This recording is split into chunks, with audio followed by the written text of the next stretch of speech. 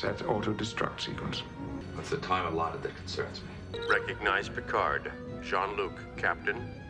Recognize Riker, William T., Commander. Maximum warp!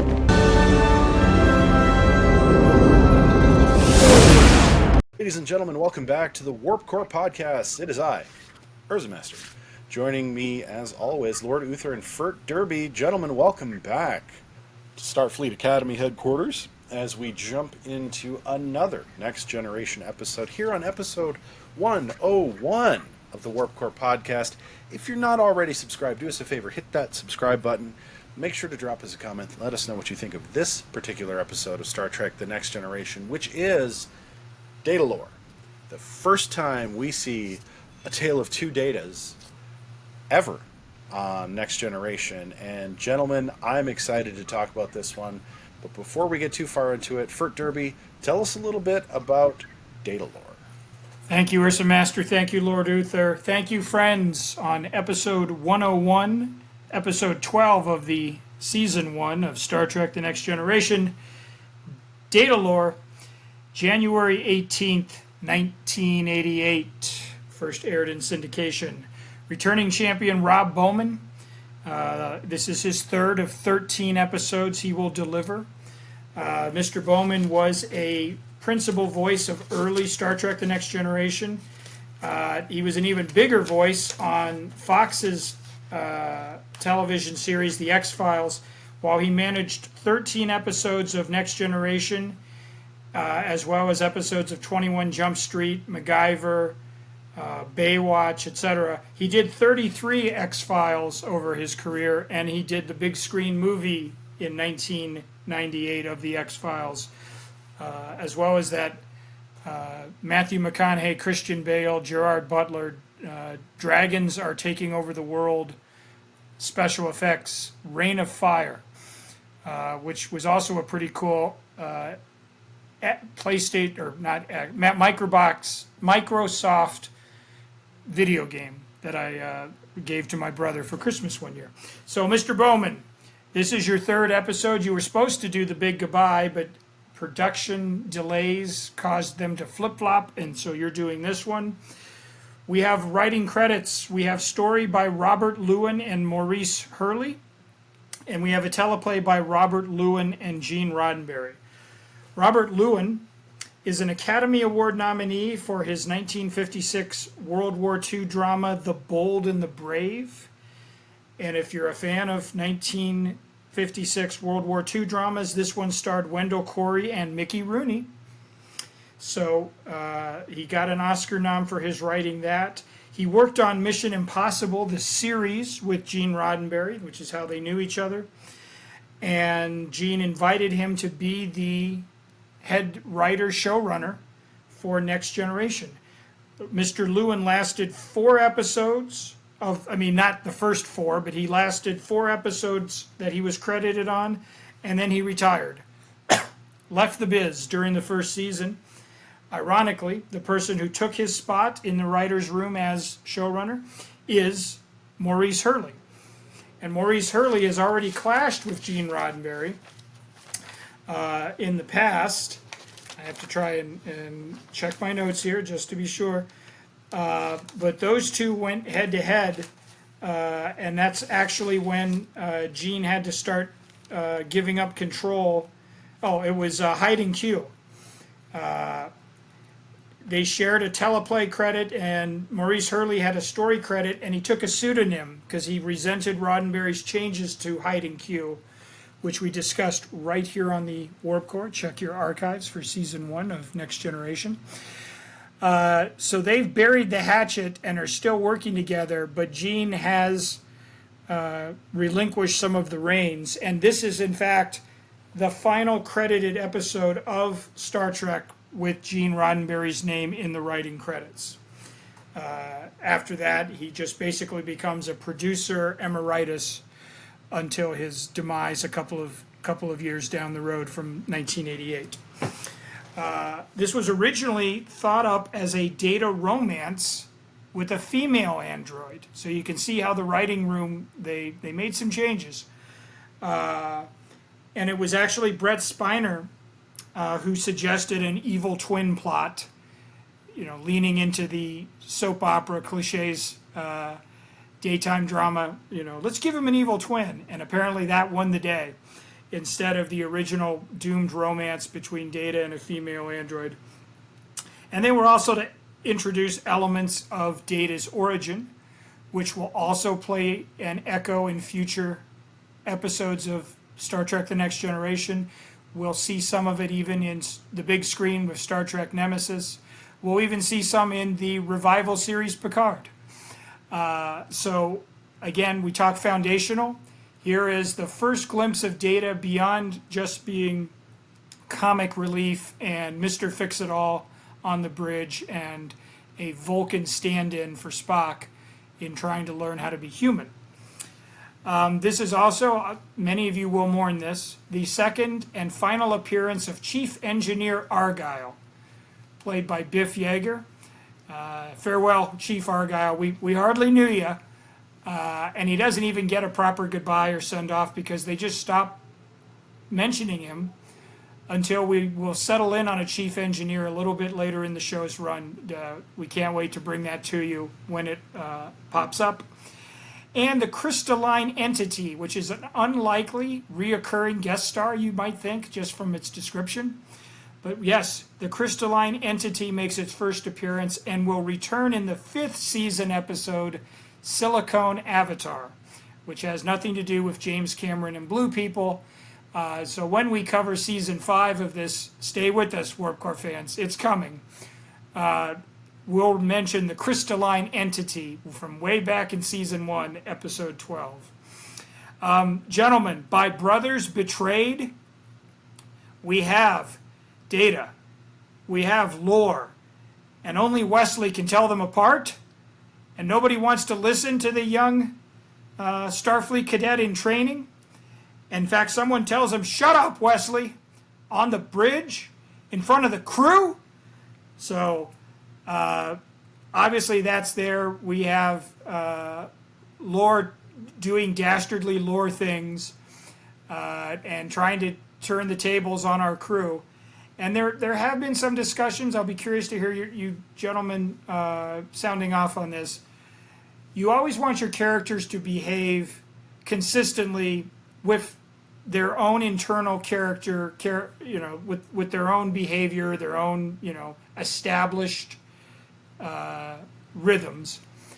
And you hate in any show you watch, whether it's Supernatural or Battlestar Galactica or Twin Peaks or anything, you hate it when characters behave not as they would as, fictional characters that have been created and so forth, crafted over time, but due to the needs of the story. And I think there is some criticism that can be leveled at this show that some of the characters, particularly when the Data versus Lore, who's who, that they might be being a bit obtuse, not because the characters themselves are slow on the uptake or so forth, but because the story and the script as it was presented demands that they not come to that answer. And I don't want to make this a specific Trek thing, just so much as more of a general note in terms of sometimes you see that with writers who are new to a show. You don't like to see it when it's people who have been in the rooms, and have come up with all the outlines for this first season and the subsequent seasons and so forth. You just want to see that consistency. And so in an effort to give Wesley some dramatic, like he's the only one who sees through the ruse, you have to ask that the other characters don't pick up on it. And I guess my big note there is, if I'm being charitable, it's probably a 50-50 jump ball. I don't know that they were all consistently, I feel like they're smarter than they're being presented. And I think they did it just for the sake of having Wesley be the one to unmask the deception. So speak to that if you can, as well as your other ideas. Also, I should note the score was by Ron Jones this week. He and Dennis McCarthy sort of trade scoring duties. One will do one for a couple of weeks, and another guy. And he very clearly admitted, and it's very obvious, he wanted to do an Alien 1979 Jerry Goldsmith. And so when they discover Lore in that underground grotto chamber, what have you. It very much has those elements, those sort of sound effect type things that you would hear in an alien movie, and that's not accidental. He clearly said, I wanted to create that horror movie kind of vibe that they got. And that was fun for me as someone who's a big fan of movie score music, because I heard it and then I went back and did some research, and he clearly says, yep, that's what I was doing. So anyways, gentlemen, Datalore, what do you say? I picked up on that as well. It definitely has a horror film kind of feel, even though parts of the episode are kind of goofy. And it's such a beautiful balance they create where it is kind of like a tense, scary type episode because Lore is a very brilliant villain and should be. I mean, there's so many good villains on Next Gen, but Lore is one of those that it's just like, how are they going to overcome this? Like, how is this going to be something they're able to get beyond? And every time that Lore and Data are a focal point in Next Gen or Picard, it's perfect. Like it is. I cannot think of a better pairing than Brent Spiner versus himself. And that's that. I to get to the idea of like you never want to see your character acting out of character. That's what makes this that much more brilliant. Is I tend to agree. Like it's like recasting a character from one movie to the sequel, right? You really don't want to see a brand new Raiden in Mortal Kombat Annihilation. You want to see Christopher Lambert. But of course you don't get it, and then you're utterly disappointed by that entire feature. Not the case here. You don't really want an anti-Data, but in Lore you get something so much more complex than, simply just a murderous evil twin. And it's not like Mirror Universe anybody. It's just this nuanced, transformative character that seems to actually have some legitimate care for his brother, but in the same breath is all about himself, has a very, focused sort of agenda. And the whole Wesley Crusher thing, this is probably the one time that it all pans out really well, despite the fact that I don't think he's particularly good at acting at this point in the show. But the whole "shut up, Wesley" thing it just hits. It just hits. Like I could watch this episode 1,000 times and I never get tired of "shut up, Wesley." and then to put the cherry on top, to have Dr. Crusher be like, "You gonna tell him to shut up, Captain?" Absolutely fantastic. And there's a lot of real stakes here, which the crystalline entity, I will say, is a weird kind of like space villain, but it's different, right? It's totally unique, and it doesn't feel like convenient. As a matter of fact, it seems like a very inconvenient, threat to bring into play, and yet it works. It works somehow because Lore is just that good of a villain that even some far-fetched crystalline entity being involved makes good sense. Yeah, I mean, hats off to Brent Spiner for amazing acting, just like we talked about with Leonard Nimoy, playing the role of Spock. Same thing. Now I'm going to throw a curveball at you guys because I'm going to tell you why I have a problem with this episode. Now it's okay to have multiple datas that have been built, and you can just pop one in whenever you want. And we're going to see this a few more times, spoiler alert. Then we're even going to see it in a movie with one of the worst chase scenes ever created in a movie that I just could not stand, which Bert will fight me on probably, and that's okay. But that is the only... Now it's kind of convenient that if you want to do so, you can just create another data from somewhere and accept it, because Noonien Sung was supposedly always trying to make a better version of him or to make a different version of him, right? Wasn't that the idea? Like, he was always trying to make another data that was either emotional or was just somehow a little bit better than him in one way or another, when really he had the perfect data with Yeah, I think Data. I think that's a good point. And certainly the problem does get created here, and I think as you roll through the series, like there seems to be some issue of convenience there. I will say that it doesn't really end up being as big of a problem until Nemesis, but the way that they brought it back with Picard, I think, does redeem quite a bit of that.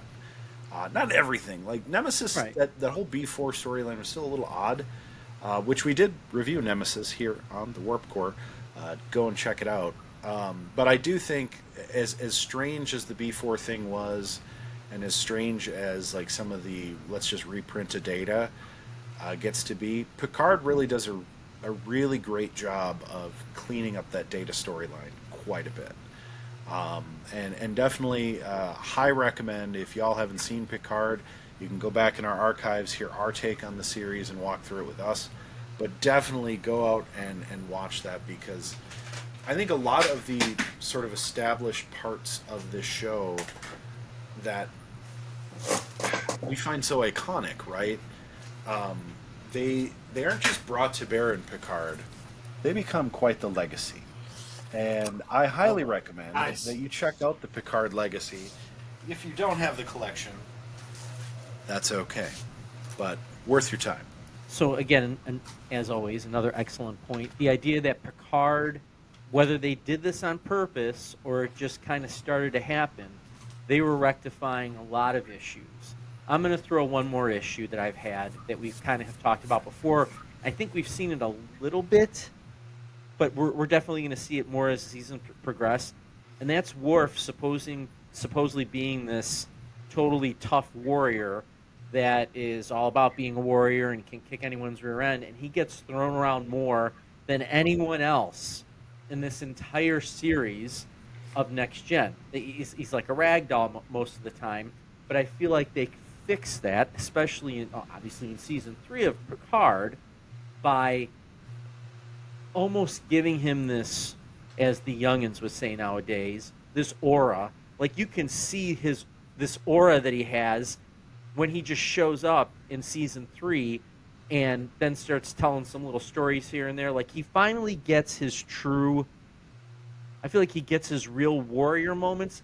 He's going to get a couple in Next Gen, but I feel like it's solidified in Picard. Like he is this Klingon warrior. And spoiler alert for those of us that have watched and enjoyed Michael Dorn in Deep Space Nine in his run, which again we will be covering here in the Bermanverse, friends.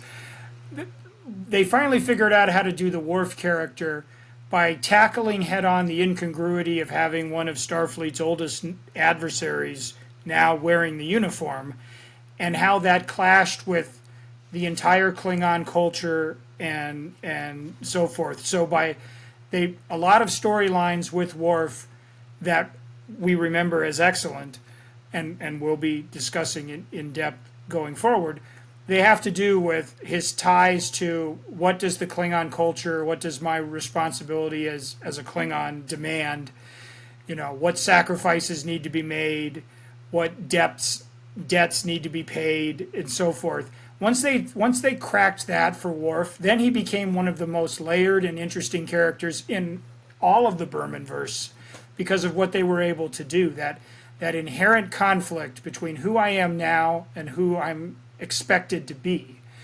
And so I feel like that right now, to what your point is, he's a stunt guy. He's a glorified stunt guy who sort of glowers a lot on the set.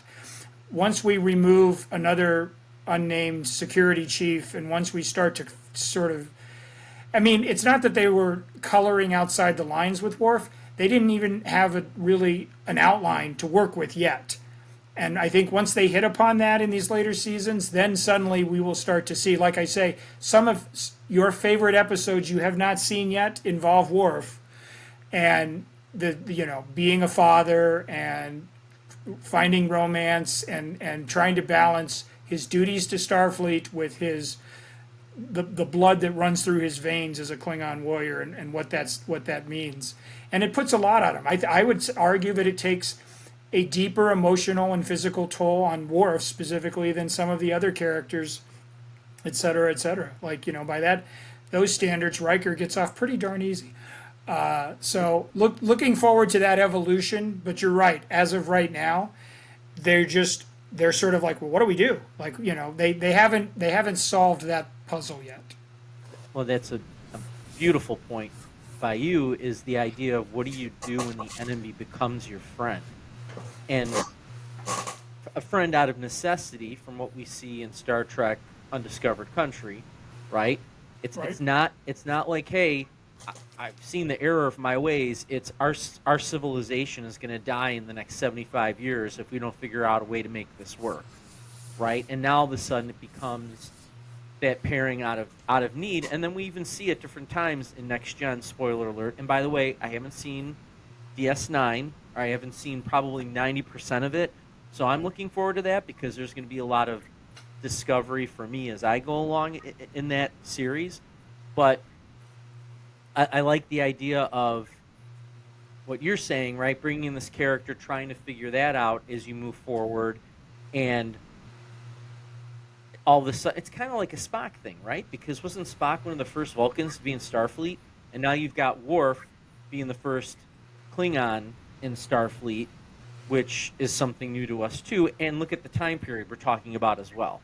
Like we're going to see, which really that's all the Klingons were, right? They were the Russians in a sense, and we're seeing that here, right? That's kind of the idea, even behind Undiscovered Country, right? Is that superpower falling apart and what's going to happen? And so I do like the complexity of the character when it comes to that as well. But again, I just didn't like seeing him be in a punching bag a few times. I expected more out of him because of the Klingon lore of what warriors are. But beautiful episode. Yeah, I think it's a little weird, and definitely Worf gets a lot more love later, but it does make lore that much scarier, right? Because we now know it's like, whoa, this guy's a lot stronger than a Klingon even, and Klingons, of course, are way stronger than humans for the most part, and I think that gets to be pretty amazing. I will say that I think there's still a little bit of cheese out there on the whole Klingons are super strong kind of thing, and we do see that in Strange New Worlds play out a little bit. And I'm not the biggest fan of how they kind of explained that. Like, I think in a way I still kind of cling to the idea of like, maybe Klingons are just strong, but they're not like superhuman, right? And that's the thing that kind of bugged me about what Strange New Worlds did with Klingons. So it makes sense that they're still kind of feeling out exactly what works with Klingons, what doesn't. So, but Datalore as an episode, again, absolutely foundational. Not every season 1 episode of any show is setting a foundation for a lengthy series. Some of them are just Monster of the Week, some of them are just Story of the Week. But Datalore here does seem to kick off a lot of implications that pay off in the rest of the series and beyond. So, gentlemen, that being said, it's Warp Core rating time. Where do you fall on this scale of Warp Cores? Fert Derby, kick us off. Well, if this wasn't foundational, right? If we weren't heavily balanced and leveraged with a terrific performance on both sides of the ledger from Brett Spiner, this could just be a 5. But I'm giving it a 6. I'm giving it my third 6 in a row, because again, Data gets some of that depth we're talking about we want for Worf, and this is where it all begins, right? So like you say, it's not a 6 episode if not for that. I guess it's kind of a weird thing. It's more of a 5 in terms of execution and acting and scripting and things like that. But because Brett Spiner completely sells me on the evil twin subplot and gets to do it again in Brothers and Descent and Picard, I'm giving this one a conditional 6 because, again, just like Leonard Nimoy we talked about, he takes an alien character and makes him all the more human, even as an android. So yeah, I'm going 6.